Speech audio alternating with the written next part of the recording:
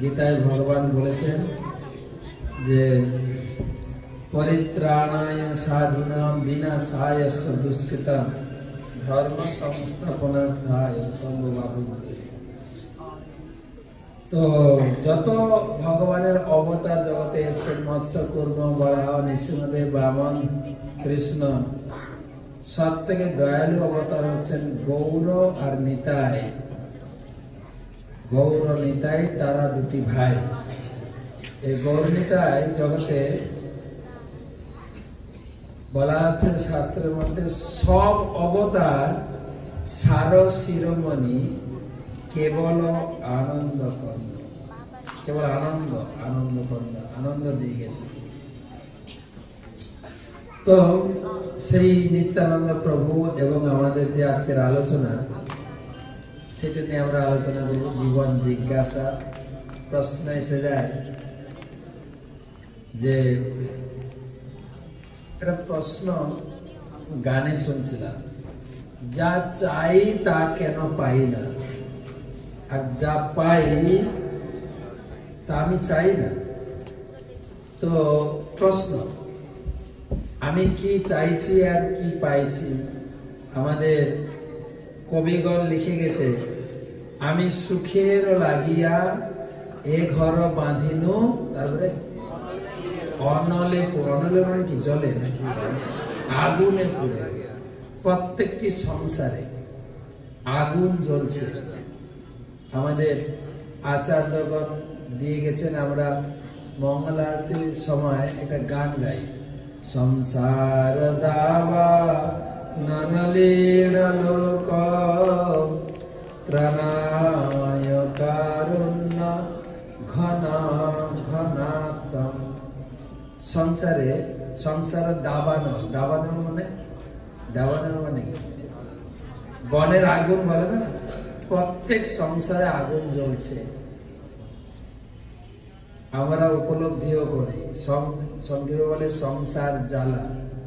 এই জ্বালা মেটানোর উপায় কি? ত্রাণায় কারুণ্য ঘন ঘনাত্ম। সেই সংসার জ্বালা মেটানোর জন্য এসেছেন গুরুদেব। প্রাপ্তস্য কল্যাণ গুণার্ণবস্য বন্দে গুরুশ্রী চরণারবিন্দম। সেই গুরুদেবের আশীর্বাদ হলে আমাদের এই সংসার জ্বালা আমরা মেটাতে পারি। কিন্তু আমরা তো গাই যে আমার সংসারে আগুন লেগে গেছে, গুরুদেবের কৃপায় তাই আমরা সকালে গুরুদেবের গুণ কীর্তন করি। কিন্তু আর আমাদের সংসারে আগুন লেগেছে নাকি যে আমরা, তাই আমরা গানটা একটু অন্যরকম গাই, সংসার আনন্দে গাই, জ্বালাই গাই না, তাই না? ভাবে বলছেন, আমি এত দুঃখ কষ্ট পাচ্ছি, গুরুদেব আমাকে বাঁচান। তাই ভগবান এই জগতে আসেন আমাদের দুঃখ কষ্ট থেকে মুক্ত করার জন্য। তিনি এসেছেন মৎস্য রূপে, কুর্ম রূপে, বরাহ রূপে, নৃসিংহ রূপে, বামন রূপে, এবং ভগবান কৃষ্ণচন্দ্র রূপে এসেছেন, চৈতন্য মহাপ্রভু রূপে এসেছেন।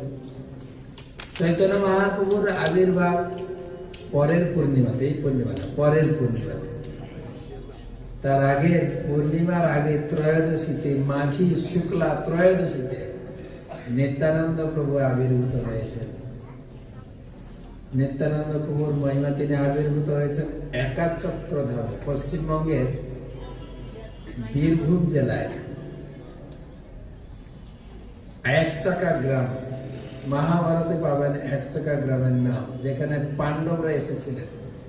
পাণ্ডবরা যতুগৃহের পরে সেই একচাকা ধামে তেনারা ব্রাহ্মণের গৃহে অতিথি রূপে ছিলেন, কুন্তী মাতা সহ 5 ভাই। এখনো সেই জায়গায় এখনো আছে।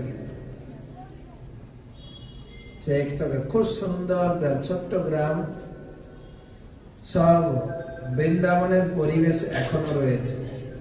নিত্যানন্দ প্রভু আবির্ভূত হয়েছিলেন মহাপ্রভু থেকে প্রায় 10 বছর বয়স বড়, 10-12 বছর বয়স বড়।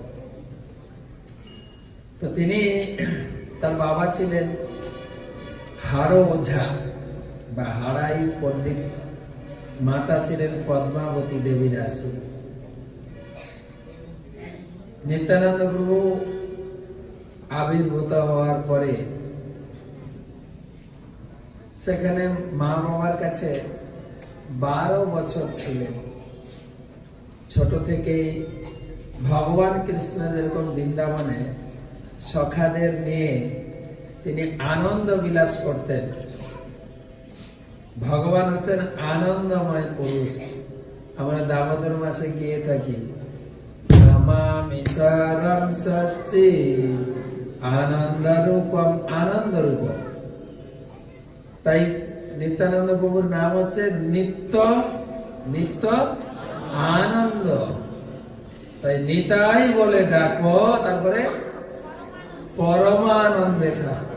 নিতাই, নিতাইয়ের করুণা হবে, তারপরে ব্রজে রাধা কৃষ্ণ পাবে, ধর নিতাইয়ের চরণ দুখানে। নিত্যানন্দ প্রভুর চরণ ধরে রাখো। নিত্যানন্দ প্রভুর কৃপা ছাড়া আমরা ভক্তি জগতে, পারমার্থিক জগতে, সুখের জগতে প্রবেশ করতে পারি না। আবদ্ধ করুণা সিন্ধু কাটিয়া মহান। এই যে জগতে ভক্তির প্রচার হচ্ছে, এটা আবদ্ধ, বাধা ছিল, বাধা। নিত্যানন্দ প্রভু কেটে এই খালের মতো নিয়ে চলে এসেছে এবং ভক্তি বন্যা বয়ে দিয়েছে নিত্যানন্দ প্রভু। আর এই ভক্তি বন্যা নিত্যানন্দ প্রভু নিয়ে এসেছিলেন। নিত্যানন্দ প্রভু এবং গৌরাঙ্গ মহাপ্রভু ভারতে প্রচার করেছেন, তাও পুরো ভারতে নয়, পশ্চিমবঙ্গে, উড়িষ্যা এবং বৃন্দাবন যাওয়ার পথে কিছু দক্ষিণ ভারত এবং উত্তরপ্রদেশে কিছু অংশ। কিছুদিনের জন্য মহাপ্রভু আবার বাংলাদেশে এসেছিলেন। বাংলাদেশের সিলেট অঞ্চলে পদ্মার ধারে ধারে অনেক তিনি প্রচার করেছেন, কিন্তু বাকি প্রচার করেছেন, প্রচার রেখে দিয়েছিলেন যে কিছুদিন পরে মোর এক সেনাপতি ভক্ত আসবেন, তিনি হচ্ছেন শিল প্রভুপাদ। মোর সেনাপতি ভক্ত যাইবে তথা। মহাপ্রভু প্রেমের বন্যা নিয়ে এসেছিলেন। প্রেমের বন্যা লইয়া নিতাই আইল গৌড় দেশে, ডুবিল ভকতগণ, তারপরে দিনহীন ভাসে। সবাই ডুবতে পারেন না, তাই যারা যারা এই প্রেমের বন্যাতে ভাসেনি তারা বিদেশ পালিয়ে গেছে। আর মহাপ্রভু ভবিষ্যৎবাণী করলেন, যদি পাপী দেশ ছাড়ি দূর দেশে যায়, মোর সেনাপতি ভক্ত যাইবে তথা। প্রভুপাদ সে নিত্যানন্দ প্রভুর প্রতিষ্ঠিত প্রেম বন্যাকে সারা বিশ্বে প্রবাহিত করলেন। যেরকম এই জগতে গঙ্গাকে আনায়ন করেছেন কে? স্বর্গ থেকে গঙ্গাকে নিয়ে এসছেন। কে নিয়ে এসছেন? ভগীরথ। তাই গঙ্গার আরেক নাম ভাগীরথী। আর প্রভুপাদ নিত্যানন্দ প্রভুর প্রতিষ্ঠিত এই ভক্তি গঙ্গাকে সারা বিশ্বে পৌঁছে দিয়েছেন। তাই ভক্তি গঙ্গার ভাগীরথী হচ্ছেন প্রভুপাদ, সারা বিশ্বে প্রবাহিত করেছেন। তো নিত্যানন্দ প্রভু ওখানে 12 বছর ছিলেন। নিত্যানন্দ প্রভু ছোট থেকেই আনন্দ করে কাটিয়েছেন। মহাপুর জীবনী যেরকম দেখা যায় না, যে নিমাই পণ্ডিত, তিনি পড়াশোনা করেছেন, ব্যাকরণ চর্চা করেছেন, তর্ক করেছেন। নিত্যানন্দ প্রভুর জীবনে সেরকম দেখা যায়। নিত্যানন্দ প্রভু তো আনন্দই করেছেন, আনন্দ, নিত্য আনন্দ করেছেন, আনন্দ। গ্রামের ছোট ছোট বালক সখাদের নিয়ে সারাদিন আনন্দ করতেন। যেরকম ভগবান কৃষ্ণ, তিনি হচ্ছেন আনন্দময় পুরুষ। ভগবান কৃষ্ণের কোন ছবি দেখবেন না যে ভগবান গালে হাত দিয়ে বসে আছেন, কি হবে। ছোটবেলাতেও পড়াশোনা করেননি। বাচ্চারা ছোটবেলায় আনন্দ করে, যখন পরীক্ষার সময় এসে যায় গালে হাত দিয়ে মা কালকে পরীক্ষা আছে। ভগবান তো পড়েইনি, তার পরীক্ষা দেবে কি করে? ভগবান পড়েছেন? ভগবান কৃষ্ণ পড়েছেন? পড়েছেন? না। কেন পড়েননি? পড়াশোনার জন্য তো মা বাবা পিছনে লাগে। আর কৃষ্ণের মা বাবা কাছে ছিল না তো। মা বাবা কোথায় ছিল? জেলে ছিলেন। মা বাবা নেই, কে পড়াবে? বাস, বামন গেল ঘর তো নাঙ্গল তুলে ধর, কে পড়বে? পড়েননি। তাই কি করতেন? তিনি সখাদের নিয়ে গোচারণে গিয়ে আনন্দ করতেন। গোচারণে 11.5 বছর বৃন্দাবনে ছিলেন। ভাগবতের বর্ণন অনুযায়ী কেবল আনন্দ করেছেন। আনন্দ কেন? তিনি হচ্ছেন আনন্দময় পুরুষ। আনন্দময় ভাষা বেদে বলা হয়েছে, আনন্দ। আর সেই আনন্দময় পুরুষ আনন্দ করেছেন। মাঠে গোচারণে যাওয়া তো একটা বাহানা ছিল, মূল ছিল আনন্দ। যেরকম আমরাও ছোটবেলায় পড়াশোনা করেছি, আনন্দ করেছি। ঘুম থেকে উঠে খেলাধুলা করতাম, মা জোর করে এনে বসাতো পড়তে, জোর করে এনে টিফিন খাওয়াতো, সান্দান করে স্কুলে যেতাম। স্কুলে 1 ঘন্টা 1.5 ঘন্টা পড়ার পর টিফিন, খেলাধুলা করো, নাচো, কখন টিফিনের ঘন্টা পড়বো, বাস। তারপরে আবার 2 ঘন্টা 1 ঘন্টা পড়ার পরে ঘরে এসে খেয়ে দিয়ে স্কুল ব্যাগ ফেলে দিয়ে মাঠে চলো খেলতে।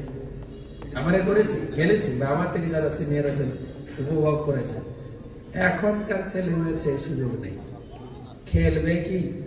দাঁড়াতে না দাঁড়াতে পিঠে বোঝা, ঠিক আছে? যদি তার ওজন 6 কিলো, 5 কিলো বোঝা থাকবে পিঠে, চলো, চলতে পারে না, আর মা টেনে হিঁচড়ে স্কুলে পৌঁছে দিয়েছে। আর সেই চালু হলো বোঝা, টিউশন, স্কুল, মিউজিক, কম্পিউটার, ইংরেজি। খেলবে কোথায়? খেলবে কোথায়? যা হয় মোবাইলে ট্যাক ট্যাক করে, ব্যাস, গেম খেলে, খেলা নেই। ভগবান খেলেছে, ভগবান কৃষ্ণ। ঘরের কাছে থাকলে মায়ের জ্বালাতে খেলা যায় না, মায়ের থেকে ঘুরে মাঠে চলো খেলবো, বাহানা গরু চড়াতে যাবো, খেলতেন ভগবান। আর সারা দিন খেলতেন, সারা দিন। মা বাড়ি থেকে ঘুম থেকে উঠে তাকে সিঙ্গার করে খাওয়াতেন, আর টিফিন বেঁধে দিয়ে পাঠাতেন। টিফিন গাছে বেঁধে দিয়ে খেলাধুলা শুরু করতেন। খেলাধুলায় এতই মত্ত থাকতেন, খাওয়া কথাও ভুলে যেতেন। তাই কংস একটা ওষুধ পাঠাতেন। কংস সারাদিনে 3টে ওষুধ পাঠাতেন। সকালে একটা ওষুধ বধ করার পরে মনে পড়তো টিফিনের টাইম হয়ে গেছে, না খাই বসে, তো টিফিন খুলে খেতেন বসে বসে। খাওয়া দাওয়ার পরে চলো আরেকবার, আবার খেলাধুলা চালু। দুপুরের সময় আরেকটা কংস ওষুধ পাঠাতেন। ওষুধ বধ করার পরে মনে পড়তে এবার লাঞ্চ খেতে, তারপরে আবার খেলাধুলা শুরু। তারপরে সন্ধ্যায় একটা ওষুধ হতো, এখন মনে ঘরে ফিরতে হবে। এই করে কাটতো সারাদিন। কত বনে খেলা খেলি, কত বনে ছোটাছুটি। ভগবান কৃষ্ণ, সে তো ভগবান কৃষ্ণ। তারপরে ভগবান কৃষ্ণ বৃন্দাবন থেকে চলে যান মথুরা। মা বাবাকে উদ্ধার করেছেন। মা বাবাকে উদ্ধার করার পরে মা বাবাই পিছনে লেগেছে।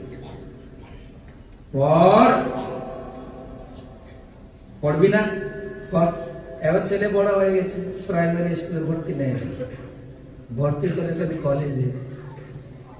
কলেজে কতদিন পড়াশোনা করেছেন? কলেজে, কলেজে না, হোস্টেলে, গুরুগৃহে রেখে দিয়েছে। তার প্রফেসরের নাম ছিলেন ডক্টর সন্দীপনী মুনি, নাম আছে ভাগবত, সন্দীপনী মুনি।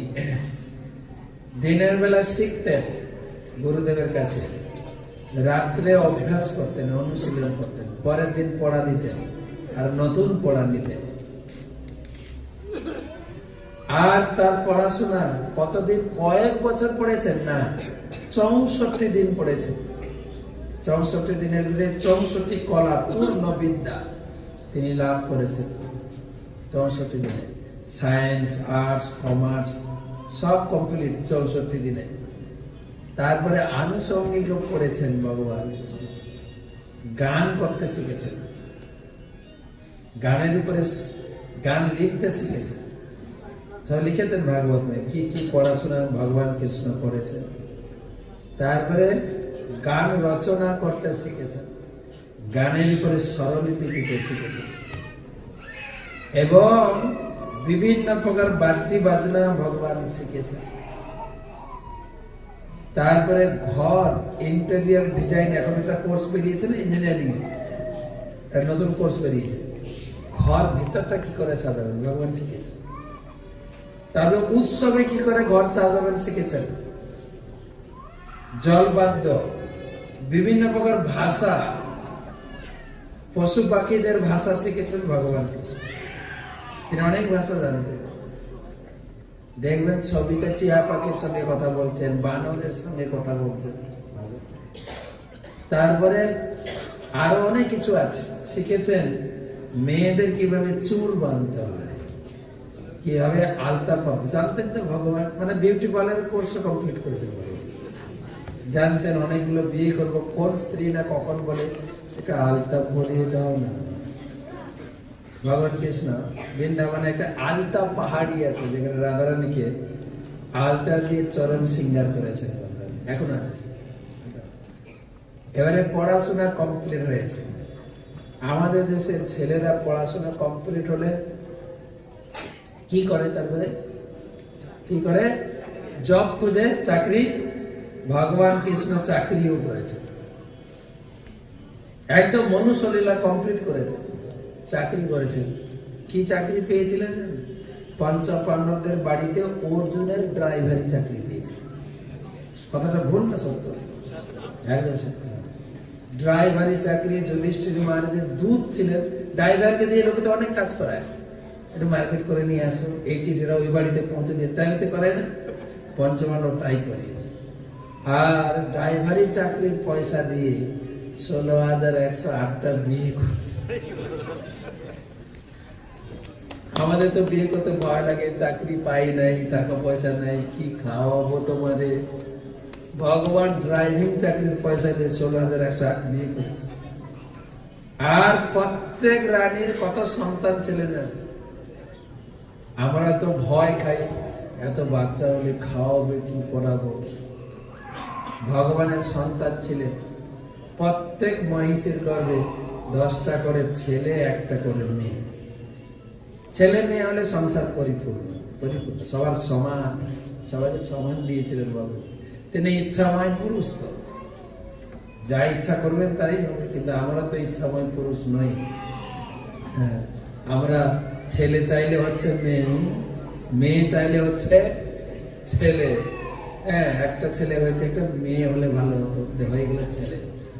আমি একজনকে বলছি থার্ড চান্স নেন ভাই, আবার যদি ছেলে এসে যায়। আমি যখন ছোটবেলায় বাড়িতে ছিলাম দেখতাম, আমার 2 দাদু ছিল, পরিচিত দাদু। একজনের ছেলের সিরিয়াল চলছে, ছেলের সিরিয়াল, ঠিক আছে। 1টা 2টো 6টা 7টা মেয়ে খুঁজতে খুঁজতে 7টা ছেলে। আমরা শুধু মাঝে মাঝে খেপাতাম, কম্পিটিশন কতদিন চলবে।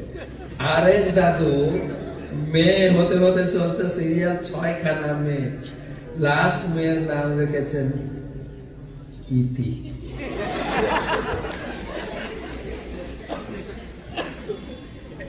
একবার গুরু মহারাজের কাছে একজন মহিলা মাতাজি দীক্ষা নিতে এসেছে। তো গুরু মহারাজকে বলছেন, গুরু মহারাজ আমাকে দীক্ষা দিন। তোমার কি নাম, কোথা থেকে এসছো? আমার নাম ইতি মুখার্জি। তো গুরু মহারাজ জিজ্ঞেস করছেন, তার মানে তুমি বাপের ছোট মেয়ে, তাই না? গুরু মহারাজ, আপনি জানতে পেরেছেন আমি বাপের ছোট মেয়ে, আপনি অন্তর্যামী গুরু মহারাজ, আমার দীক্ষা দেন। আমি অন্তর্যামী না, কিন্তু তোমার নাম শুনে মনে হচ্ছে তুমি বাপের ছোট মেয়ে এবং তোমার অনেকগুলো বোন, তাই না? তাই তোমার মা তোমার নাম রেখেছে ইতি। ইতি আর না, চাই না, প্রাপ্তি, সমাপ্তি, এরকম নাম দেখা যায় না। আবার কারো বা সন্তান একদম নেই, অনেক চেষ্টা করে, এখানকার ডাক্তার, কলকাতার ডাক্তার, ভেলোর ডাক্তারও তাকে সন্তান নিতে পারছে না। আছে না? কেন? আমরা ইচ্ছাময় পুরুষ নই, যা চাইবো তা হাতের কাছে পেয়ে যাবো না। ভগবান ইচ্ছাময় পুরুষ, ভগবান তার সমস্ত রানীর গর্ভে সমান সন্তান দিয়েছে। এবং সেই গৃহস্থ লীলাতেও তো কোনো ছবি দেখবেন না, তো এতগুলো বাচ্চা কোথায় পড়াবো, পরীক্ষার ফি, স্কুল ফি নেই তো। আমাদের তো একটা সন্তান, দুটো সন্তান হয়ে গেলে কোথায় পড়াবো, পরীক্ষার ফি কোত্থেকে দেব, মাথা চুলকায় বসে। আর মাথা চুলকাতে চুলতে চুল খসে খসে পড়ছে। তারপরে পেপার দেখছে, টিভি দেখছে, চুলগুলো সব পড়ে গেল রে, কোন লোশনে লাগাবো চুলগুলো আবার। কত লোশন ইউজ করছে মানুষ মাথায়, কত ধরনের, ভিজা চুলের লোশন, ড্যামেজ চুলের লোশন, এটা পাকা চুলের লোশন। একজন বাড়িতে থেকে বাথরুমটা হচ্ছে যেন একটা কসমেটিক্স এর দোকান। এটা বাবার মাথার চুলের, এটা মার, এটা দিদির, এটা আমার। তো শিল প্রভুপাদ বলতেন যে কলিযুগে সৌন্দর্য হচ্ছে মাথার চুল। তাই ইনকামে মানুষ তার ইনকামের 30% চুলে খরচা করছে। আমরা তো আশ্রমে থাকি, আমাদের হাতে ইনকামও নেই, পয়সাও নেই। তাই প্রভুপাদ বলছে মাথা নেড়া করে ভোজন করতে, নেড়া করে কি করবে। তো যেটা বলছিলাম, ভগবান আনন্দময় পুরুষ, আমরাও সেই আনন্দ খুঁজছি। কেন? আমরা আনন্দময় পুরুষের অংশ। ওম পূর্ণমদ বেদে বলা হয়েছে, ওম পূর্ণমদ পূর্ণমিদম পূর্ণাৎ পূর্ণমুদচ্যতে পূর্ণস্য পূর্ণমাদায় পূর্ণমেবাবশিষ্যতে। ভগবান পূর্ণ আনন্দময়, আমরা তার অংশ, আমরাও পূর্ণ আনন্দময়, আমরাও পূর্ণ আনন্দময়। কিন্তু আমরা পূর্ণ আনন্দ অনুভব করি না। আমরা শুধু পূর্ণ আনন্দের সন্ধানে চলছি, সন্ধানে সন্ধানে। আমরা শিশুদেরকে বলি পড়াশোনা কর, পড়াশোনা করে যে দুধ ভাত খাইছে, পড়াশোনা কর, ভালো রেজাল্ট হবে, চাকরি পাবি, সুখে থাকবি। আমরা তো পড়াশোনা করেছি, সুখে আছি কি না? প্রভুপাদ উদাহরণ দিয়েছেন গাধা। গাধা গাধা দেখেছি? গাধা আছে বাংলাদেশে? আছে কিনা? আছে কিনা? আমরা গাধা দেখেছি কিনা?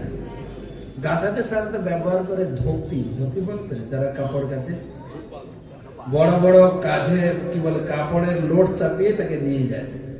অনেক সময় গাধা লোড নিতে পারে না, চলে না, তখন ধোপি কি করে, একটা লাঠি বেঁধে মাথার উপরে তার সামনে কিছু ঘাস ঝুলিয়ে দেয়, মুখ থেকে 10 ইঞ্চি ধরে ঘাসটা ঝুলে। গাধা চিন্তা করে একটু হাঁটলেই ঘাসটা পাবো, একটু একটু, আর যত হাঁটে ঘাসটা আরো সামনে। আমাদের অবস্থা তাই, এখন ছোট আছি, বড় হয়ে যায়, তারপরে কলেজে পড়বো, আর একটু বান্ধবী থাকবে, একটু মজাও করবো, আর মজা করতে করতে আবার কি পর্যায়ে দাঁড়ায় কে জানে। তো সুতরাং সুখ আমাদের থেকে দূরে চলছে। তাই প্রভুপাদ বললেন সুখ আমরা তখনই পাবো, আনন্দ তখনই পাবো যখন আনন্দময় ভগবানের সঙ্গে যুক্ত হব। যেমন লাইট জ্বলছে, এই লাইটের কানেকশন কিন্তু পাওয়ার হাউসের সঙ্গে আছে, তা তো আছে তো নাকি, যার ফলে লাইট চলছে। ঠিক হাত, আমার হাত আমার শরীরের অংশ, তাই এই হাত দিয়ে আপনাকে আদর আপ্যায়ন করতে পারি, আপনাকে আদর করতে পারি, আপনার চরণে হাত দিয়ে প্রণাম করতে পারি, এই হাত দিয়ে আপনাকে খুনও করতে পারি। ঠিক, হাতটা আমার শরীরের সঙ্গে যুক্ত আছে। এই হাতটার কাজ হচ্ছে আমার শরীরের সেবা করা, তাই তো? কে যদি আপনাকে মারতে আসে, হাত উঠে যাবে আটকাতে, রাইট? আপনার সামনে যদি ভালো ভালো খাবার আছে, কি করবে? হাত খাবার তুলে আপনার মুখে দেবে কি আমার মুখে আসবে? কোনটা? হাতের স্বাভাবিক ব্যক্তি আমার মুখে আসে। এই হাতের কাজ হচ্ছে আমার সেবা। কে হাতটা থেকে যদি শরীর থেকে আলাদা হয়ে যায়, হাতটা হাতের মতো দেখাবে, হাত কাজ করবে নাকি? দেখতে হাতের মতো লাগে, কাটা হাতকে দেখতে হাতের মতো লাগে কি? ঠিক সেই রকম আমরা আনন্দময় পুরুষ, আনন্দময় ভাষা, অমৃতস্য পুত্রা। গীতায় বলছেন মাময়ী বংশ জীবলোকে জীবভূতা সনাতন। আমরা ঈশ্বর অংশ, আনন্দময়ের অংশ, আমরাও আনন্দ চাই। তাই আমাদের সেমিনার আনন্দ কোথায়? জীবনকে জিজ্ঞাসা করে যাবে আনন্দ কোথায়। তাই সেই আনন্দ পেতে গেলে আনন্দময় পুরুষের সঙ্গে যুক্ত হতে হবে। আর শ্রীল প্রভুপাদ সারা বিশ্বে তিনি ভ্রমণ করে দেখলেন। আমেরিকায় গিয়ে তিনি বললেন, তোমাদের দেশে তো সবকিছু আছে, সবকিছু। তোমাদের দেশে গাড়ি ঘোড়া, রাস্তা ঘাট, পোশাক পরিচ্ছদ, চাল চলন সবকিছু উন্নত। আমাদের মতো এরকম ভাঙা চোরা গাড়ি নেই। নতুন বাস্তব দেখাই যায় না বাংলাদেশে। সব ঘষে মেজে একদম এই জন্য ঘষে মেজে করে দিচ্ছে। তো সুতরাং রাস্তাঘাট ভাঙা চোরা। আমরা গরিব দেশ, আমাদের কোনো কিছু নেই। কিন্তু আমেরিকা কত উন্নত দেশ, শিক্ষা দীক্ষা চাল চলন সবকিছু উন্নত। তোমাদেরকে সারা বিশ্বের লোক অনুসরণ করছে। আমেরিকান লোক প্যান্ট শার্ট পরে, তা আমরা প্যান্ট শার্ট পরা শুরু করেছি না? আমেরিকান লোকেরা ইংরেজি বলে, আমাদের বাচ্চারাও। যদিও আমরা ভাষা আন্দোলনে আন্দোলন করেছিলাম, এখন কিন্তু আর নতুন জেনারেশন ওই আন্দোলনে যুক্ত নেই। এখন শিখছে মাকে মা বলতে বলছে, মম, হাই, বার। বাংলা ভাষা কোথায়? আন্দোলন হতে হয়, হচ্ছে, বাংলা ভাষার কদর নেই। এখন হচ্ছে মম ড্যাড, বাবাকে বাবা বলতে হলো যায়, ড্যাড। আমি একদিন বলছি ড্যাড না বলে ডেথ বলিও আরো ভালো হবে। ড্যাড। আর মা হয়ে গেছে মম। আর মায়ের সঙ্গে যত যুক্ত আছে মামিমা, মাসিমা, জেঠিমা, কাকিমা, পিসিমা, মা। মা যখন কাউকে মা বলা হয় না, তার হৃদয়টা, তাদের হৃদয়টা স্নেহতে ভরে। আপনি আমাকে মা বললেন। কাউকে যদি বলে কাকিমা, কাকিমা তুমি আমাকে এটা দাও, দেবে কি? মা কথাটা যেখানে যুক্ত আছে সেখানে স্নেহ, মমতা, ভালোবাসা জড়িয়ে আছে। এখন আর ভালোবাসা কোথায়? নিজের মাকে মা বলে না, বাকি সব গড়ে এন্টি এন্টি এন্টি এন্টি নাকি বলে, সব কাজের মাসিও এন্টি, যে স্কুল পড়াতে আসে সেও এন্টি, আমার মাসিমা এন্টি। কালচার চেঞ্জ হয়ে গেছে। তো সুতরাং মহাপ্রভুর সেই শিক্ষা যেটা আমরা আলোচনা করছি, শ্রীল প্রভুপাদ সারা বিশ্বে আমেরিকায় গিয়ে বললেন, তোমাদের এই কালচার সারা পৃথিবী অনুসরণ করছে, কিন্তু একটা কথা জিজ্ঞেস করো, তোমরা সুখে নেই কেন? কেন হিপি হয়ে গেছ? কেন তোমাদের জীবনে সুখ নেই? আমি তোমাদেরকে প্রশ্ন করছি। ঘরে থাকে না, সব মদ খেয়ে রাস্তায় ঘুরে বেড়ায় পড়ে থাকে, সুখ নেই কেন? তাই আমি নিয়ে এসে সুখের মন্ত্র, নিত্যানন্দ প্রভুর দেওয়া সেই সুখের মন্ত্র তোমাদের কাছে নিয়ে এসেছি। Chant Hare Krishna and be happy. হরিনাম করো, সুখে থাকো। আর সেই হরিনামের কারখানা বাংলায় শুরু করেছিলেন নিত্যানন্দ প্রভু। তখন তো এক বাংলা ছিল। এখন নয় আমরা বলি আমাদের বাংলাদেশ তোমাদের পশ্চিমবঙ্গ, ছিল একটাই বার্তা। এই বাংলার ভূমিকে কৃতার্থ করার জন্য, বাংলার ভূমিকে আশীর্বাদ দেওয়ার জন্য এখানেই নিত্যানন্দ প্রভু চৈতন্য মহাপ্রভু এসেছিলেন, দিয়ে গেছেন। হায় রে আমরা বাঙালি মানুষ, সেই নিত্যানন্দ প্রভু গৌরাঙ্গ মহাপ্রভু আদর্শকে ধরে রাখতে পারলাম না। তাই প্রভুপাদ এই বাঙালি কালচারকে বিদেশে প্রচার করলেন। কেন না, আমরা খুব বিদেশি আনা হয়ে গেছে। এখন আমরা নিচে বসে খেতেই পারি না, কাঁটার চামচে খাবো, বাম হাতে জল খাবো, আর এসব হাত ধোয়া ধোয়ী নেই, এটা না হাত ধোয়াতে নেই, হ্যাঁ চলো, হাতও ধুয়ে না, সবাই এঠো সব দুনিয়া। বাঙালি কালচার কোথায়? তবু বাংলাদেশে কিছুটা আছে, মায়েরা শাড়ি পরেন, শাঁখা সিঁদুর পরেন। আমাদের ভারতে তো অনেকটাই উঠে গেছে। শাড়িটা সেকেলের, তুই কি আপডেট হসনি? বলে সে কি রে এখন শাড়ি পরছিস? ধুতি পরা তো অবাক কাণ্ড। ধুতি পরে আমরা যখন ট্রেনে বাসে, এখন তো অনেক পড়ছে লোকে, এখন ধুতিটা ফ্যাশন হয়ে গেছে। কত 30 বছর আগে যখন প্রথম আসি, ধুতি পরে ট্রেনে গেলে আর মাথা নাড়া করে যদি যে হাত করে না, ই আবার কোন দেশ থেকে এলো দেখি। হ্যাঁ, এখনো এই পোশাক, একটু আপডেট হয়নি এরা বলে। তো আমরা খুব আপডেট হয়ে গেছি। প্রভুপাদ বললেন যে এরা সব আপডেট হতে, আমি এটা নতুন আপডেট নিয়ে আসবো। তাই প্রথমে আমেরিকায়, ইউরোপ, জার্মান, জাপান, রাশিয়া, চাইনা, তাদেরকে শিখালেন ধুতি পরো, শাড়ি পরো, তিলক পরো, আর হরে কৃষ্ণ মহামন্ত্র কীর্তন করো। কীর্তন করো, যে হরে কৃষ্ণ কীর্তন করলে কি লাভ হবে? তোমার মদ খেলে কেমন লাগে? ভালোই নেশা লাগে। মদ খেলে যা নেশা লাগে, এ শতগুণ নেশা পাবে হরিনাম করলে। কেননা আমাদের হরিনাম প্রচারটা চালু হয়েছে মদ দোকান থেকে। আমাদের হরিনাম প্রচার কে চালু করেছে? কে চালু করেছে? মহাপ্রভু ডেকে বললেন, শোনো শোনো নিত্যানন্দ, শোনো হরিদাস, সর্বত্র আমার আজ্ঞা, তারপরে করহ প্রকাশ, প্রতি ঘরে ঘরে গিয়া কর এই ভিক্ষা, বল কৃষ্ণ ভজ কৃষ্ণ, কর কৃষ্ণ শিক্ষা। প্রতি ঘরে ঘরে গিয়ে প্রচার কর।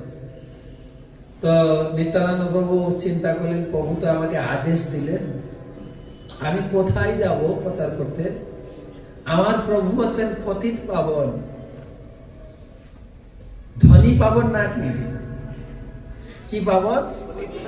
পতিত পাবন। ধনী পাবন তো না, তো অহংকারী পাবন না তো। হ্যাঁ, তিনি পতিত পাবন। পতিত কোথায় খুঁজবো? খুঁজছেন পতিতকে। খুঁজতে খুঁজতে জগাই মাথায় ছুটেছে, যাতে এই তো উপযুক্ত ব্যক্তি মহাপ্রভুর কৃপা লাভের জন্য যাই, ইনার কাছে একটু অ্যাপ্রোচ করি, একটু বিষয়টা বলি। গ্রামের লোক বলছে, নিতাই, ও নিতাই, তুমি ওখানে যেও না। কেন? তুমি জানো না এই দুটো লোককে? কে এরা? জগাই মাধাই। মানে আরে ব্রাহ্মণ ঘরের ছেলে জগদানন্দ মাধবানন্দ, ছেলে ব্রাহ্মণ ঘরে, কিন্তু সারা পাপ কাজ করে, সারা পাপ কাজ। ব্রাহ্মণ ঘরের সন্তান, কিন্তু ব্রাহ্মণের কর্ম করে না, পূজা পাঠ দান দক্ষিণা কিছুই করে না, কেবল পাপ করে। তবে বেদ পুরাণ পড়ে। আমরা বেদ পুরাণ গীতা ভাগবতম পড়ি ভগবানকে জানার জন্য, তত্ত্ব কথা জানার জন্য, নিজেকে জানার জন্য, ভগবানকে কি করে ভক্তি করবো সেটা জানার জন্য। আর এরা বেদ পড়ে কিসের জন্য? জগাই বলছে, এই মাথায় কাগজ পেন নিয়ে বস, নোট করতে হবে তো। বেদ পড়ে খুঁজে খুঁজে দেখতেন পুণ্য কাকে বলে, পাপ কাকে বলে, কি কি জিনিস করলে পাপ হয়। লিস্ট করো ভাই, লিস্ট। খুন করলে পাপ, রাহাজানি করলে পাপ, চুরি করলে পাপ, মদ খেলো, লিস্ট, পুরো লিস্ট বানাতেন। 1-2 ঘন্টা বেদ পড়ে লিস্ট বানাতেন, তারপরে কার্যক্ষেত্রে অ্যাপ্লাই করতেন। আজকে কি কি পাপ করলাম, প্রথমটা হয়েছে, দ্বিতীয়টা হয়েছে, তৃতীয়টা হয়েছে, আর দুটো বাকি থাকলো কাজ। বেদ পড়তেন, পাপ খুঁজতেন, কি কি করলে পাবো। এইসব পাপি কি না করে না, সামনে যেও না, তোমাদেরকে শেষ করে ফেলবে। চুরি করে তোমাকে খুনও করে দিতে পারে। ঠিক আছে, একবার তো গিয়ে দেখি। কথা শুনছো না তো তোমরা, যাও তবে বুঝবে। গিয়ে দুজন গেছেন। কে কে দুজন? কে কে দুজন? নিত্যানন্দ আর হরিদাস। নিত্যানন্দ প্রভুর বর্ণনা কেমন আছে? নিত্যানন্দ প্রভু অবধূত, তিনি এক নেশায় থাকেন, হরি নামের নেশা।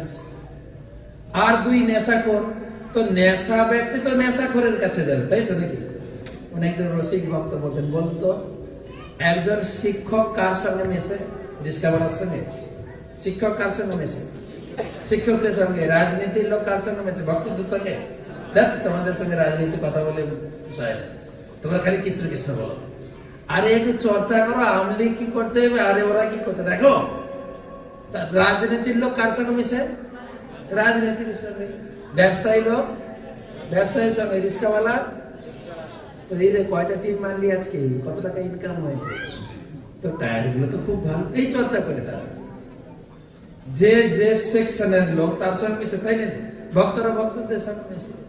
আর নিত্যানন্দ খুব এক মাতুয়ারা, সে কার সঙ্গে মিশবে? কার কাছে যাবে বলুন? কার কাছে যাবে? মত খোরের কাছে যাচ্ছেন। দুজন একদম ঢলতে ঢলতে যাচ্ছেন, হরে কৃষ্ণ হরে কৃষ্ণ কৃষ্ণ কৃষ্ণ, বলতে বলতে হরে, বলতে বলতে গান না, আমরা সব নিত্যানন্দপুর দলে যাচ্ছি। হরে রাম রাম রাম হরে হরে, হরে কৃষ্ণ হরে কৃষ্ণ, জোরে জগায় মাঝে কানে যেন হরে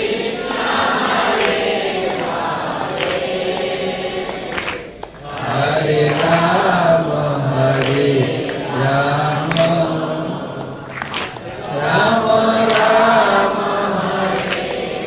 হে মাধাই, কি শুনছিস? কি একটা আওয়াজ আসছে, শুনছিস মাধাই?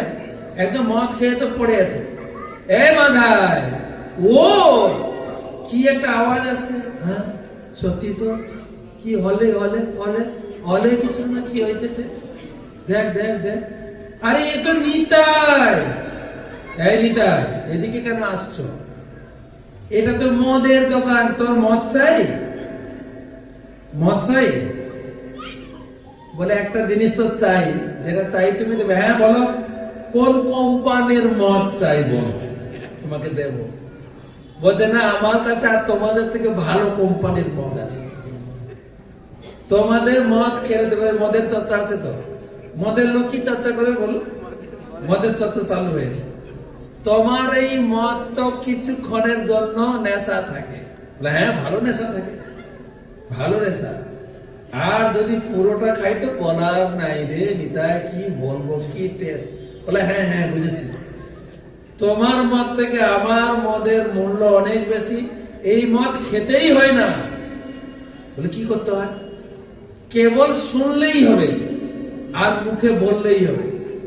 মুখে বললেই আর শুনলেই নেশা লেগে যাবে। বলে কিরকম নেশা?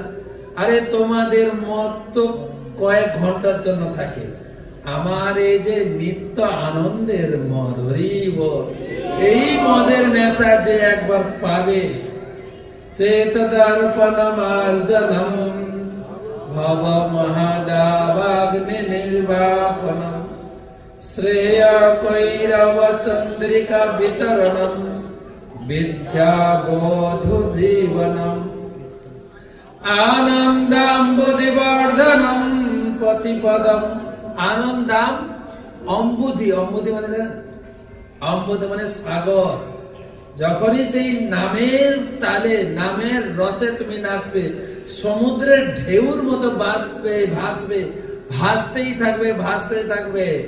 মাথায় জগায় সে যে কি আনন্দ, তোমাদের কি আর বলবো। একবার হরে কৃষ্ণ বলো না। জায়গায় বলছে, এই মাদাই বুঝতে পারছো তো? বুঝিয়ে সুঝিয়ে আমাদেরকে হরে কৃষ্ণ বলাবে।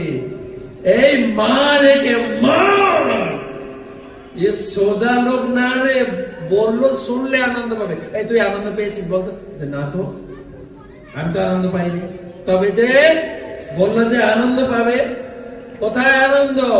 এ ঘুরিয়ে ঘুরিয়ে আমাদের হরি নাম করাবে, ধরে চালা উঠেছেন তাড়া করতে। আর এদিকে হরিদাস তো আগে বেচারা ছুটেছেন, আর নিত্যানন্দ বাবু ছুটছেন। নিত্যানন্দ বাবু জোরে জোরে ছুটছেন, হরিদাস ছুটে। হরিদাস অনেক একটা বয়স হয়ে গেছে, হরিদাস ছুটতে পারছে।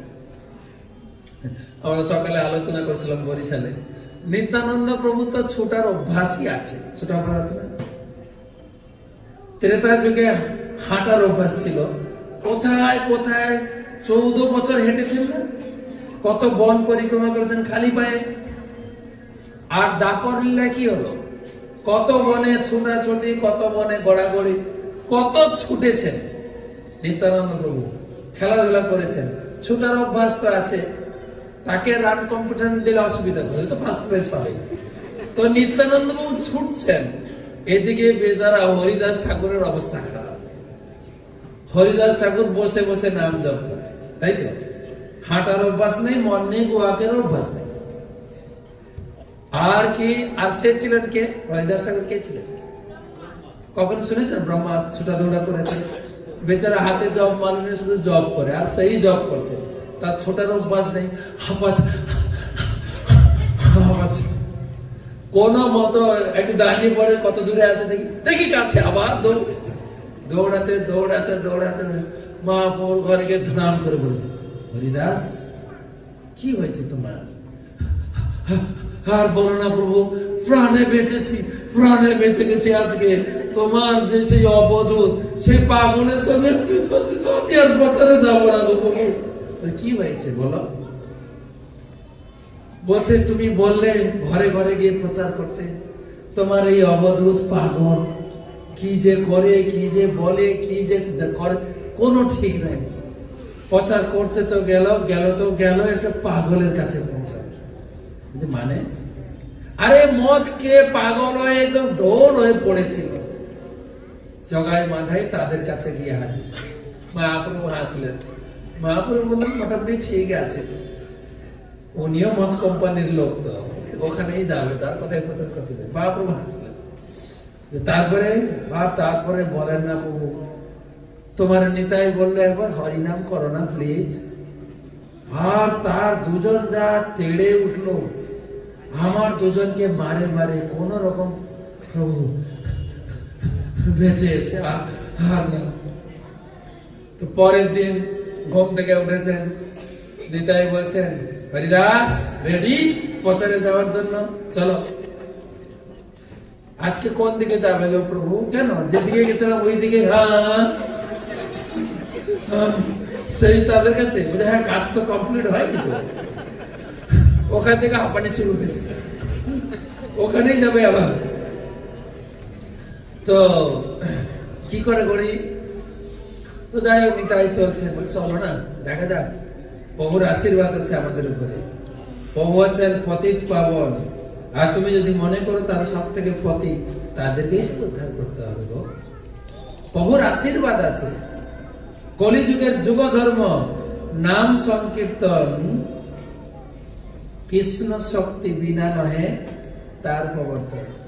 কৃষ্ণ শক্তি, ঈশ্বর শক্তি আমাদের উপরে আছেন, আমরা জয়ী হব। হরিদাস ঠাকুরকে ভালোভাবে বুঝিয়েছেন, তারপরে নিয়ে গেছে, চলো চলো আজকে কাজ হবে, চলো না। হরিদাস নিত্যানন্দ প্রভু থেকে 10 হাত দূরে, আবার যদি অ্যাটাক হয় কমপক্ষে আগে একটু দৌড়াতে পারবো, অনেক দূরে। নিত্যানন্দ প্রভু যাচ্ছেন ঢলে ঢলে, হরে কৃষ্ণ হরে কৃষ্ণ, সবাই একসঙ্গে, কৃষ্ণ কৃষ্ণ হরে হরে হরে রাম হরে রাম রাম রাম হরে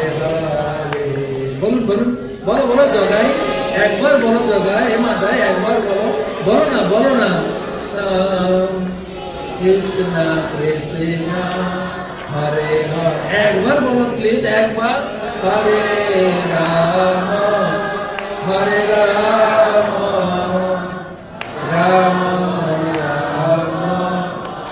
এই তুই আবার এসছিস আজকে, আবার এসছিস, আজকে তোকে মারবো। হরিদাস তো অনেকটা পিছিয়ে গেছে, এমনি পিছনে ছিল, আরো পিছিয়ে গেছে। এদিকে নিত্যানন্দ বলো না প্লিজ, আবার সাহস তো কম না। দিয়েছেন, সামনে পড়েছিল মদ খেয়ে ফেলার, সে হাঁড়ি নিয়ে মরেছে। আর নিত্যানন্দ প্রভুর কপাল ফেটে ঝরঝর করে রক্ত নামছে। দূর থেকে হরিদাস দর্শন করে হাউ হাউ করে কাঞ্চন ডাকছেন, মহাপ্রভু, বলুন মহাপ্রভু মহাপ্রভু মহাপ্রভু। মহাপ্রভু ছুটে এসে, ছুটে এসে দেখছেন নিত্যানন্দের কপাল থেকে ঝরছে রক্ত। মহাপ্রভুর চোখ দুটো বড় বড় হয়ে গেছে, আমার নিতাইয়ের কপাল থেকে রক্ত। কে কে করেছে, কে করেছে? হরিদাস ঠাকুর বললেন মাধাই। দুজনের মধ্যে কে মেরেছে? একটু কনফিউজ হয়ে যায় না, জগাই মেরেছিল না মা? মনে রাখার সুবিধা করে দিচ্ছে বা চৈতন্য ভাগবতে যেটা বলা হয়েছে, মাধাই মেরেছে। মম আছে না, মনে রাখবে, মাধাই মেরেছে, মনে থাকবে তো, মাধাই মেরেছে। তো মাধাই মেরেছে, মাধাই মেরেছে, মাধাই মাধাই তুই আমার অভিন্ন প্রকাশ নিতাইকে আঘাত করেছিস, তোকে ছেড়ে দেব না। কোথায় সুদর্শন? সুদর্শন, সুদর্শনকে ডাকছেন, গর্জন গম্ভীর স্বরে, পৃথিবী কেঁপে যাচ্ছে। সুদর্শন আসছেন একদম, সে কি বলে, আপনাদের দেশে সুনামি হয়েছিল না, সুনামির বেগে আসছেন, সারা ব্রহ্মাণ্ডকে কাঁপিয়ে একদম তত্তর করে আসছেন। হরিদাস বলছেন, প্রভু মাধাই মেরেছে বলে জগাই, জগাই আপনার নিতাইকে বাঁচিয়েছে। যখন মাধাই মারার পরে নিত্যানন্দ প্রভু বলছেন মেরেছে, ঠিক আছে, কোনো অসুবিধা নেই, মেরেছিস কলসির কানা, তারপরে তাই বলে কি প্রেম দেব না। মেরেছে ঠিক আছে, তথাপি একবার বলো, বলো না, বলো না, একবার হরিনাম বলো। আবার মাথা, আবার তোর তো আক্কেল নেই দেখছি। তখন জগাই মাথায় পা জড়িয়ে ধরে, মারিস না রে, এই যে সাধু, সাধুকে মারতে নেই রে, মারিস না, মারিস না। তাই হরিদাস ঠাকুর বলছেন, প্রভু জগাই বাঁচালো, জগাই তুমি আমার নিতাইকে বাঁচিয়েছ, জগাইকে জড়িয়ে ধরলেন। হরি বল। তাই ভক্তের যে সেবা করবে ভগবান তাকেই আগে আশীর্বাদ দেবেন। জগাইকে জড়িয়ে ধরে মহাপ্রভু তাকে প্রেম দিয়ে গেলেন। আর জগাই মহাপ্রভুর আলিঙ্গন, কার আলিঙ্গন? যদি মহাপ্রভু এসে, মহাপ্রভু সাক্ষাৎ ভগবান, মহাপ্রভু যদি এসে আপনাকে আলিঙ্গন করেন, কেন আপনাকে আলিঙ্গন করবে না, আমাকে আলিঙ্গন করবেন কেন? আমাদের জগার মধ্যে নেই তো, আমরা ভক্ত তো। কথাটা ঠিক না? আমরা হরি নামে প্রচার করতে গিয়ে কার দৃষ্টান্ত দিই? হ্যাঁ, পাপি তাপি যত ছিল হরি নামে উদ্ধারিল। আর প্রমাণটা কি গো? তার সাক্ষী আমরা জগাই মাথায়কে পাপি বলি। আমি তো নিজেকে পাপি বলি না, আমি পাপি না তো, আমি ইস্কনের কতদিনের সিনিয়র ভক্ত। তা আমি কি করে উদ্ধার করবো? আমাকে কেন মহাপ্রভু আলিঙ্গন করবে? ঠিক কিনা?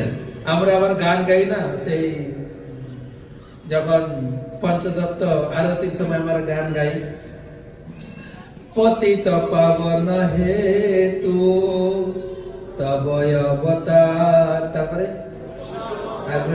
আপনি এসেছেন পতিত পাবন, হে মহাপ্রভু, আপনি এসেছেন পতিতদের উদ্ধার করার জন্য। তো এইখানে পতিত কে? যদি বলে মাদারীপুরে পতিত কে? কে পতিত? গানে বলছেন, মসম পতিত প্রভু না পাইবে আর। আমি বলছি কিন্তু কে পতিত? কে পতিত? আমি পতিত, আমি বলছি, কিন্তু ভাব তো তাই বলছে না। যখন বলি একটু তাল দিয়ে গান, মসম পতিত প্রভু, আরে পতিত ভাব আসছে কি? আসছে কি না? আসছে কি? আমি বুঝাচ্ছি কি আমি পতিত? বুঝাচ্ছে কি না? মহাপ্রভু বলছেন, তোমারে লইতে আমি হইনু অবতার। মসম আতাবে কি আছে? আমি বিনা বন্ধু আর কে আছে? তোমার আছে না গানে? মহাপ্রভু কাকে উদ্ধার করতে এসছেন? কাকে উদ্ধার করতে এসছেন? গানে বললাম না, গানে বললাম, তোমারে লইতে আমি হইনু আবার। কাকে নিতে এসছেন? কাকে? আমাদেরকে না, কিন্তু মহাপ্রভু সিঙ্গুলার নাম্বার বলেন, প্লুরাল বলেননি কিন্তু, তোমাদেরকে নেওয়ার জন্য কি বলেছেন? তোমারে, এই যে নির্দেশ করে তোমারে, মানে তিনি আমাকে উদ্ধার করতে আসছিলেন। কারণ আমি পতিত, না আমি তো নিজে মনে করছি না। পতিত তখন মনে হয় যখন কোনো সেবা আসে না, তখন পতিত মনে হয়। মনে হয় না বলি, যদি বলেন প্রেসিডেন্ট প্রভু বলেন, আজকে পূজারি একটু অসুস্থ হয়ে গেছে, প্রভু একটা পুজো করে দেন না আজকে। প্রভু আমারে কইলেন আমি পতিত, আমি ভালো জপ করি না, গীতা ভাগবত পড়ি না, আমারে পতিত বললেন, অন্য কাউরে বলেন না। তখন কিন্তু একদম পতিতের শিরোমণি। এবারে প্রসাদ ঘরে বলবেন, দেখুন এরপরে আমাদের প্রসাদ বিতরণ হবে। তো যারা আমাদের উন্নত ভক্ত, শুদ্ধ ভক্ত, তারা আগে খাবেন, তারপরে আমাদের সকলের প্রসাদ। গেটে আপনি তো পতিত বলেছেন, আমি জব করি না, আমি পতিত, গেটে আপনাকে আটকাবে। হ্যাঁ প্রভু আপনি তো পতিত, সবার খাওয়া দাওয়া হবে, তারপরে আপনি খাবেন, ঠিক আছে? আগে শুদ্ধ ভক্তরা, যারা সুন্দর ভক্ত, উন্নত ভক্তরা খেয়ে নিন, তারপরে আপনি। আমারে পতিত কইলে জানেন, আমি মাথার উপরে সব থেকে সিনিয়র ভক্ত। সিনিয়র বলে না, রেগে মেগে ভাষা উল্টে যায়, সিনিয়র ভক্ত, আমারে আপনি পতিত বললেন। আমি পতিত না তো। তাই জগাইকে যখন আলিঙ্গন করেছেন, জগাইয়ের জীবনে আনন্দে ভরে গেছে। হরি বল। ভগবানের আলিঙ্গন, ভগবান ভক্তকে আলিঙ্গন করে চোখ দিয়ে ঝরঝর করে আনন্দাশ্রু। আর জগাইয়ের চোখের আনন্দ, জগাইয়ের চোখের জলে মহাপ্রভু অভিষেক হয়ে গেছে, আর মহাপ্রভুর চোখের জলে জগাই অভিষেক। কি আনন্দ! সেই বর্ণনা চৈতন্য ভাগবতে পাবেন, এত সুন্দর বর্ণনা, সকালে আমরা পড়ছিলাম। তো জগাইয়ের আনন্দ দেখে মাধাইয়ের চোখ ঘুরছে। ও গিয়ে মহাপ্রভুর চরণ দিচ্ছে, প্রভু আমারে একটু আলিঙ্গন দাও প্রভু। তোমাকে মোটেই না, তুমি আমার নিতাইকে আঘাত করেছ, আমাকে আঘাত করতে তাও মেনে নেব, আমার ভক্তকে আঘাত আমি মেনে নিতে পারবো। তাই মহাপ্রভু কলিযুগে হরিনাম থেকে আমাদের উদ্ধার হবে। বলছে না, ইয়া হইতে সর্বসিদ্ধি হইবে সবার, সর্বক্ষণ বলইতে বিধি নাহি। সত্যযুগে 1,00,000 বছরের ধ্যান যার পেতাম, ত্রেতা যুগে 10,000 বছরের যোগ্য, দাপর যুগে 1,000 বছরের যে পূজার ফল, কলি যুগে হাত তালি দিয়ে হরিনাম করলেই ফল পেয়ে যাবে। কিন্তু একটা কন্ডিশন রেখে দিয়ে গেলেন। কন্ডিশন, 10টা কন্ডিশন দিয়েছেন। প্রতিদিন আমরা সকালে পাঠ করি বৈষ্ণব অপরাধ, নাম অপরাধ। নাম অপরাধের প্রথম অপরাধ কি? প্রথম অপরাধ বৈষ্ণব অপরাধ। যে বৈষ্ণব অপরাধ করবে তাকে তো আমি দিতে পারবো না। তাই মাধাই থেকে মহাপ্রভু দেখিয়ে দিয়ে গেছে, তুমি বৈষ্ণব অপরাধী, আমার ভক্তের চরণ অপরাধী, তুমি পাবে না। মহাপ্রভু তার লীলাতে আরো দেখিয়েছে, নিজের মাকে প্রেম দেননি না, তুমি অদ্বৈত আচার্য প্রভুর চরণে অপরাধ করে। নিজের মা, আর আমারও তো চুনোপুটি। অত্যন্ত সাবধান থাকতে হবে যারা আমরা হরিনাম করছি, যেন বৈষ্ণব নিন্দা বৈষ্ণব অপরাধ না করি, না শুনি। তো সাবধান, তুমি অপরাধী, তোমাকে অনন্ত কাল আমি নরক যন্ত্রণা ক্রীড়া পাকে ঘুরাবো। মাথায় বলছেন, প্রভু পার্সিয়ালিটি হয়ে গেল না? দুইজন একসঙ্গে মদ খাই, একসঙ্গে ঘুমাই, একসঙ্গে চুরি করি, একসঙ্গে পাপ করেছি, একজন প্রেম পেল, আমি কেন বাদ পড়লাম? তুই পক্ষপাতিত্ব করছো কেন? আরে মাথায় তো ব্রাহ্মণ করেছিল, বুদ্ধি টুদ্ধি আছে তো নাকি? বুদ্ধি আছে। তখন নিত্যানন্দ প্রভু বলছেন, প্রভু এই মাধাই সেও, তাকেও তুমি আলিঙ্গন করো না। সে আমার চরণ ধরলে হবে না, তোমার চরণ যদি ধরে আমি মেনে নেব। আর মাধায় দৌড় গিয়ে ধরনি তাই চরণ দুখানি, চন্দ্র জোরে দড়িয়ে ধরেছে, আছে না? দৃঢ় করি ধরনি তাই, একদম জোরে চাপটি ধরেছে। নিত্যানন্দ প্রভু বলছেন, প্রভু, মহাপ্রভু বলছেন, প্রভু আমি যদি কোনো পুণ্য করে থাকি, আমার সমস্ত পুণ্য দিয়ে মাধাইকে আমি উদ্ধার করতে চাই, প্রভু তুমি আলিঙ্গন দাও। আরে নিতাই, তুমি যখন চেয়েছ মাধাইও উদ্ধার হয়ে গেছে। মাধাইকে জড়িয়ে ধরলেন মহাপ্রভু। মহাপ্রভু বললেন, জগাই মাধাই, তোমাদেরকে আমি পাপ থেকে মুক্ত করতে আসিনি, কেবল পাপ থেকে মুক্ত করিনি। ব্রহ্মার দুর্লভ প্রেম সবাকারে যাচ্ছে, যেটা আপনি স্বর্গে গিয়েও পাবেন না, ব্রহ্মা পথ পেয়েও যে সুখ পাবেন না, সেই ব্রহ্মার দুর্লভ, মানে ব্রহ্মার দুর্লভ মানে ব্রহ্মাকে আমি দিই নাই, ইন্দ্রকে দিই নাই, স্বর্গবাসীকে দিই নাই, সেই প্রেম দুর্লভ জিনিস আজকে তোমার দুজনকে দিলাম। সেই ব্রহ্মার দুর্লভ প্রেম নিতাই কৃপায় জগাই মাধাই উদ্ধার হয়েছিল। তা আমি প্রায় জায়গায় বলি, যদিও চৈতন্য মহাপ্রভু পতিত পাবন, কিন্তু আমাদের চৈতন্য মহাপ্রভুর প্রতি ভরসা নাই। চৈতন্য মহাপ্রভু কি জগাই মাধাকে উদ্ধার করেছেন? না। কে উদ্ধার করেছেন? জোরে জোরে নিতাই, জোরে নিতাই, নিতাই উদ্ধার করেছেন। তাই তো মহাপ্রভু কাকে উদ্ধার করেছেন? বড় বড় ব্যক্তিকে। তাহলে উনি পড়াশোনা করেছেন, ব্রাহ্মণ ঘরের ছেলে তো, তাই বড় বড় লোক ছাড়া চোখে পড়ে না।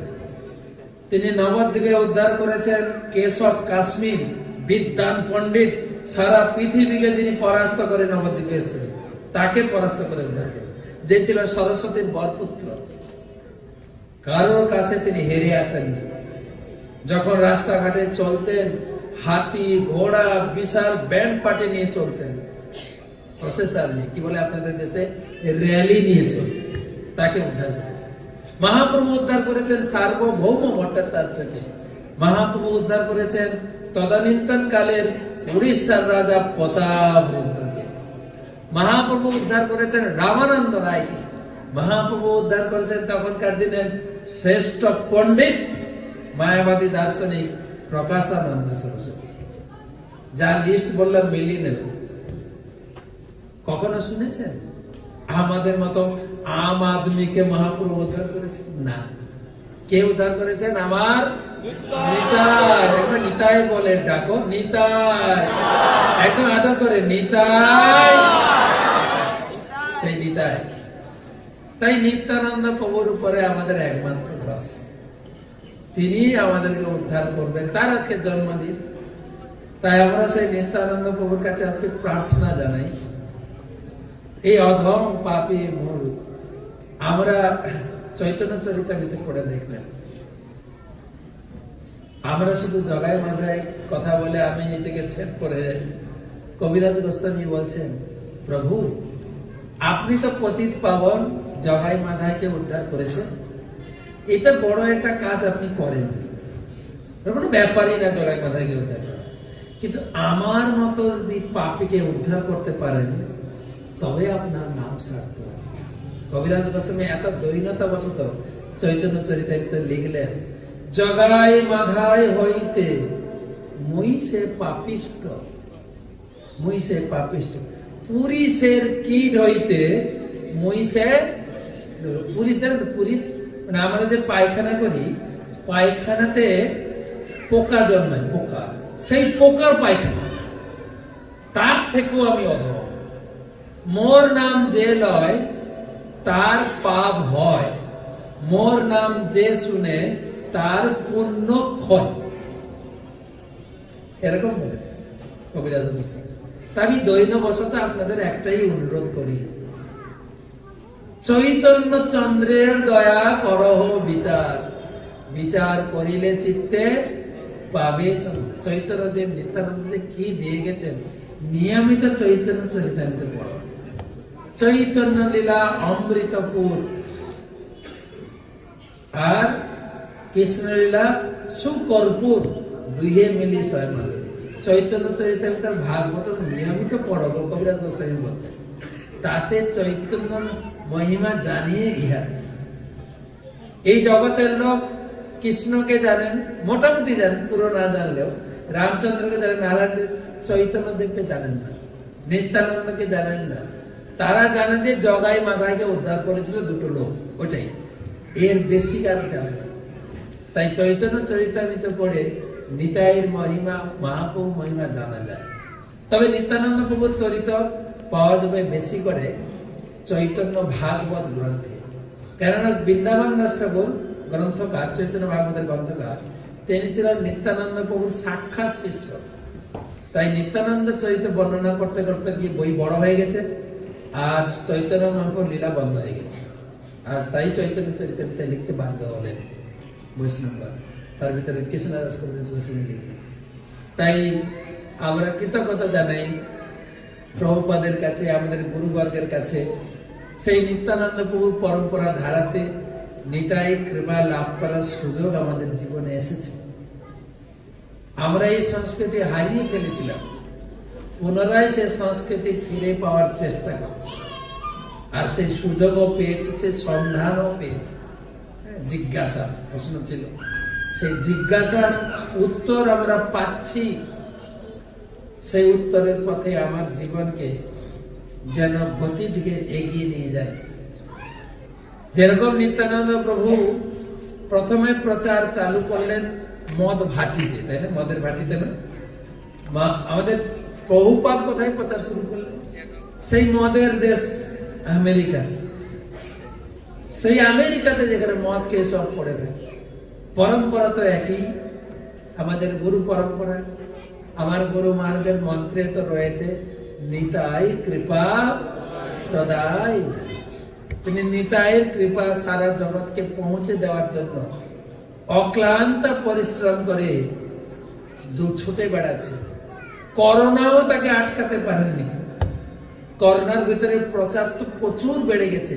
প্রত্যেক শিষ্যের বাড়ি বাড়ি গিয়ে দর্শন দিয়েছে, প্রত্যেক শিষ্যের বাড়ি গিয়ে ভোগ প্রসাদ গ্রহণ করেছেন না? আপনার যারা যদি শিষ্যা হয়ে থাকে হয়তো করেছেন, আমার মনে হয়। এবং করোনাতে এসে বাড়ি বাড়ি তিনি ভোগ গ্রহণ করেছেন, এই প্রমাণ।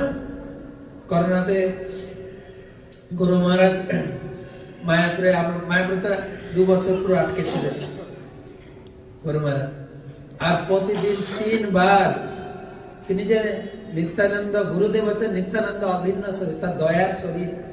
যখনই কোথা থেকে কোনো ভক্তের করোনা আক্রান্ত শুনতেন, সঙ্গে সঙ্গে ভগবানকে প্রার্থনা করতেন, পূজা দিতেন, চিঠি লিখতেন পূজারীকে, এই নামে একটু ভালো করে পুজো দিও। প্রতিদিন সকালে মঙ্গল আরতির পরে, দর্শনার্থীর পরে, আর সন্ধ্যায় চৈতন্য ক্লাসের পরে 3 বার প্রার্থনা করতেন, হে প্রভু, হে নরসিংহদেব, হে রাধা মাধব, হে পঞ্চতত্ত্ব, আপনাদের ভুলে, ভগবানকে ভুলে আমরা কষ্ট পাচ্ছি, এ আমাদের কর্মফল। আপনি কৃপা করে আমার সব ইস্কন ভক্তদের রক্ষা করুন। শুধু নিজের শিষ্য না, সব ইস্কন ভক্ত, বিশেষ করে যারা ফ্রন্ট লাইনে আছে, আমাদের ভক্তরা যারা ডাক্তার, যারা নার্স, যারা পুলিশ, যারা প্রসাদ বিতরণ করছে, তাদেরকে বিশেষ করুণা করুন প্রভু। প্রতিদিন 3 বার করে প্রার্থনা। আর যেখানে কোনো ভক্তের অসুস্থ শুনতেন, সঙ্গে সঙ্গে প্রার্থনা করতেন, সেই দেখতাম তিনি অভিন্ন নিত্যানন্দ শরীর, দয়ার শরীর। তা তারপরে আমাদের তো আমাদের সকলের শ্রদ্ধেয় শেষমার ভক্তিচার স্বামী গুরু মহারাজ আমাদের ছেড়ে চলে গেলেন।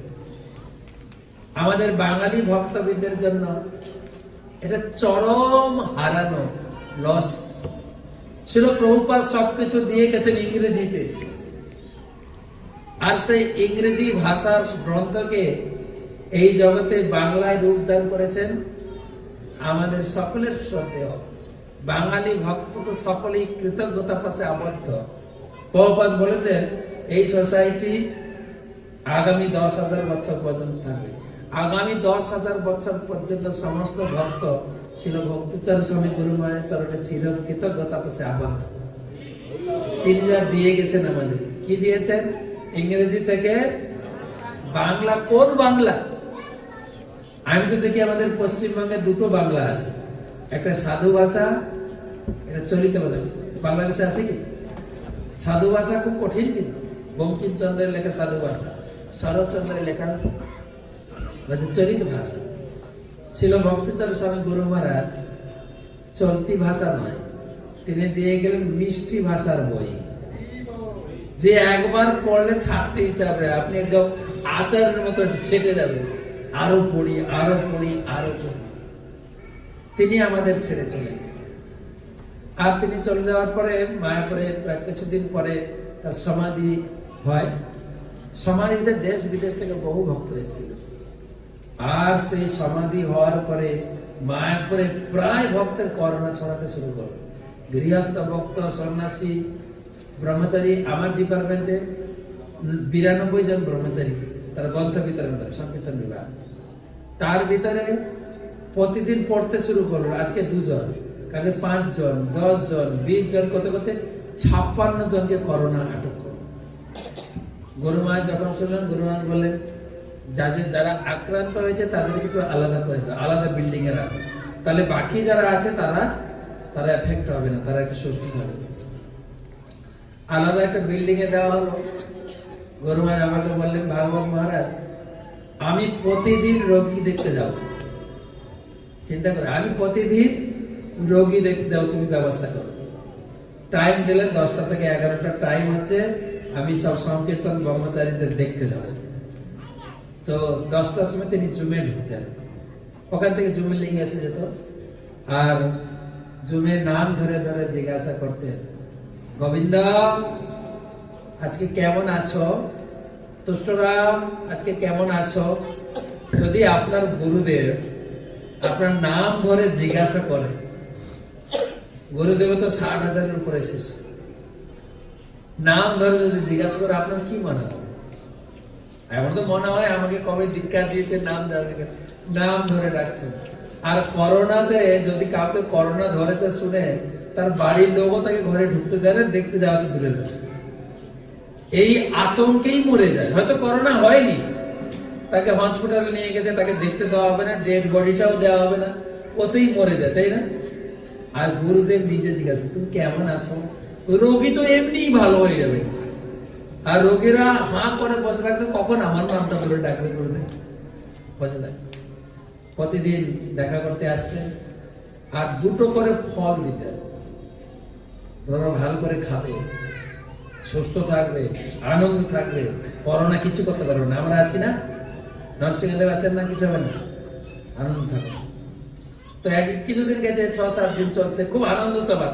ওই টাইমটা হলে সবাই একদম ভালো হয়ে যায়, কেউ আর বিছানায় শুয়ে থাকে না, সবাই একদম সজাগ থাকে।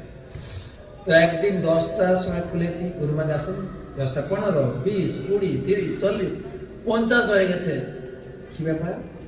তো 50-এ 10টা 10 মিনিট আছে, আর গুরু মহারাজ ঢুকেছে, যে বলছেন, সরি আমার একটু আসতে লেট হয়ে গেল ভাগবত মহারাজ, তো আমার শরীরটাও ভালো না। সবাই আমার অবাক হয়ে যায়, আরে আমাদের শরীর খারাপ, উনি আমাদেরকে দেখতে আসছেন, গুরু মহারাজের শরীর খারাপ। গুরু মহারাজ সবাই একসঙ্গে বলছে, গুরু মহারাজ কি আপনার কি হয়েছে বলুন বলুন গুরু মহারাজ, আপনি আমাদের দেখাশোনা করছেন, আমরা খুব দুঃখিত যে আপনাকে আপনার সেবা করতে পারছি না। বলছে না তেমন কিছু না, তোমরা তো জানো রাত্রে আমি চৈতন্য ক্লাস দিই। বলে হ্যাঁ, চৈতন্য ক্লাসের পরে ভক্তরা আমাকে বাড়িতে ডাকে, আমি বাড়ি বাড়ি যাই। আর কালকে ছিল বাংলাদেশে গেছিলাম, বাংলাদেশের সিলেটে গেছিলাম। তুমি তো জানো বাংলাদেশের লোক কি খাওয়ায়, খাওয়াতে পছন্দ করে। আমি এত কষ্ট করে রান্না করছি, গুরুদেব খাইয়েন না, বলে না? তো খাইয়েছেন, মিঠা পানি তো যা যা ছিল, তারপরে খাইয়েছে মোয়া, মোয়া, মুড়ির মোয়া, খইর মোয়া, চিড়ার মোয়া। সে মোয়া না গো, মহা মোয়া, এত বড় বড় মোয়া। আর কি করবো, তারা আমাকে জোর করে খাইয়েছে। আর এত আমি খেয়েছি, আমার না ইনডাইজেশন হয়ে গেছে, বদ হজম হয়ে গেছে, রাত্রে ঘুম ধরেনি।